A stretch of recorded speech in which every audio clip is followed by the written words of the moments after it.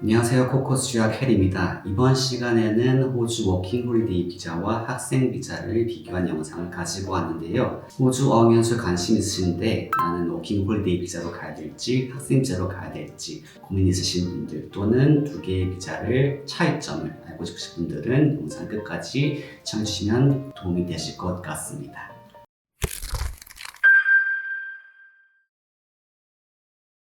워킹 홀리데이 비자와 학생 비자 둘 다 호주에서 영어도 배우고 여러 경험을 쌓을 수가 있는데 다만 목적과 상황에 따라서 완전히 다른 결과가 나올 수가 있습니다. 가장 큰 차이점을 말씀드리면은 워킹 홀리데이 비자는 경험 그리고 학생 비자는 학업을 좀 더 중심으로 가져간다고 보시면 될 것 같아요. 워킹 홀리데이 비자는 말 그대로 일과 여행을 하면서 경험을 쌓는 비자로 보시면 될 것 같고, 학생 비자는 어학연수를 통해서 영어 실력의 향상을 좀 더 목표로 두시는 분들에게 추천드리는 비자라고 볼 수 있을 것 같습니다. 그래서 처음 학생들의 목표에 따라서 비자 선택이 달라진다 보면 될 것 같고, 각각의 상황에 맞춰가지고 어떤 비자가 맞을지 제가 안내드리도록 하겠습니다. 영어 실력을 제대로 향상시키고 싶으신 분들은 워킹 홀리데이 비자보다는 학생 비자로 어학연수를 많이 진행하시게 되는데요. 이유는 간단한데 워킹 홀리데이 비자로 가시는 분들은 대부분 일을 먼저 구하시고 영어 공부에 집중하기 어려운 상황이 많다 보니까 워킹 홀리데이 비자보다는 학생 비자로 어학연수 가시는 걸 추천드리고, 특히 카페, 레스토랑, 농장, 공장, 호텔 같은 곳에서 일을 하게 되면 영어를 많이 쓸 것 같지만 실제로는 제한적인 표현만 쓰다 보니까 워킹 홀리데이 비자 1년 이상 체류하시는 분들도 영어 실력이 크게 향상되지 않았다는 분들이 많이 계십니다. 반면 어학연수 같은 경우에는 매일 학교를 가면서 영어 수업을 듣고 레벨 테스트, 발표, 에세이, 토론 등 이런 과정들을 체계적으로 수업하면서 영어 실력 향상시킬 수 있다는 장점이 있기 때문에 나는 호주에 가서 영어 실력 향상이 목표라고 하시는 분들은 학생 비자로 어학연수를 진행하시는 것을 추천드리고 있습니다. 특히 IELTS 시험 점수, 대학 진학, 취업 목표로 가고 계신다면 어학연수가 훨씬 더 도움이 될 수가 있습니다.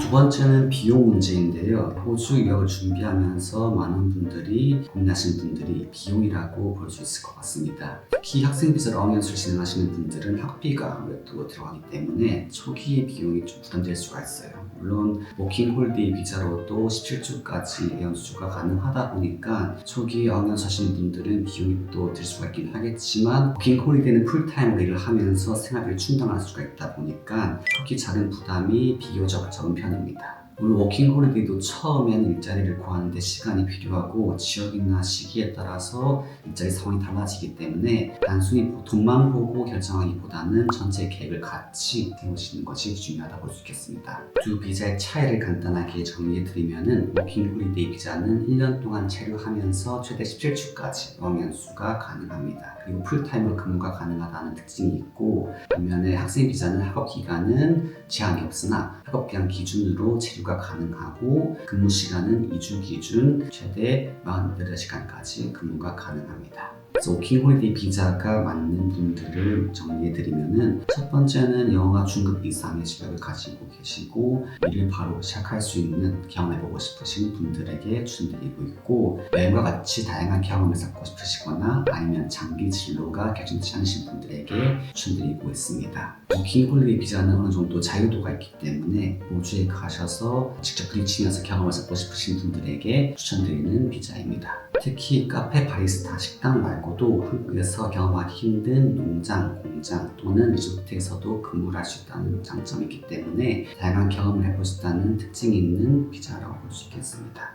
반대로 학생 비자로 어학연수가 유리한 경우는 영어 실력을 확실히 올리고 싶으시거나 대학 진학 또는 시험 영어 점수 획득이 목적이시거나 아니면 장기적으로 호주 취업이나 영주권까지 고민하시는 분들에게 추천드리고 있고, 특히 간호, IT, 요리, 영주권과들이나 학업으로 이어지는 계획이 있다고 하시면은 처음에는 영어 실력이 중요하다 보니까 영어 부족한 상태에서 워킹 홀리데이를 가시는 경우에는 할 수 있는 일이 제한되다 보니까 초기에는 영어 연수를 진행하시고 이후에 워킹 홀리데이 비자를 신청하셔가지고 가시는 분들도 많이 계십니다. 정리하자면 영어 실력 향상이 중요하다고 하시는 분들은 학생 비자로 어학연수 진행하시는 게 낫다고 말씀드릴 수가 있겠고, 반대로 나는 영어보다는 경험이 중요하다 하시는 분들은 워킹 홀리데이 비자, 둘 다 중요하다고 하시면 본인의 상황에 맞춰서 순서를 고민해 보시는 게 좋다라고 이해하시면 될 것 같습니다. 워킹 홀리데이 비자와 학생 비자로의 어학연수 둘 중 어느 것이 더 좋다라고 말씀드리는 것보다는 학생의 목표에 따라서 선택이 달라진다라고 보면 될 것 같고, 잘 선택하면은 시간과 비용 둘 다 효율적으로 사용할 수가 있습니다. 그래서 본인 상황에 맞춰가지고 난 어떤 비자로 진행하면 좋을지 고민하시는 분들이 계시면은 댓글 남겨주시거나 아니면 곳곳으로 내주시기 바랍니다. 지금까지 곳곳 요약 해드렸습니다.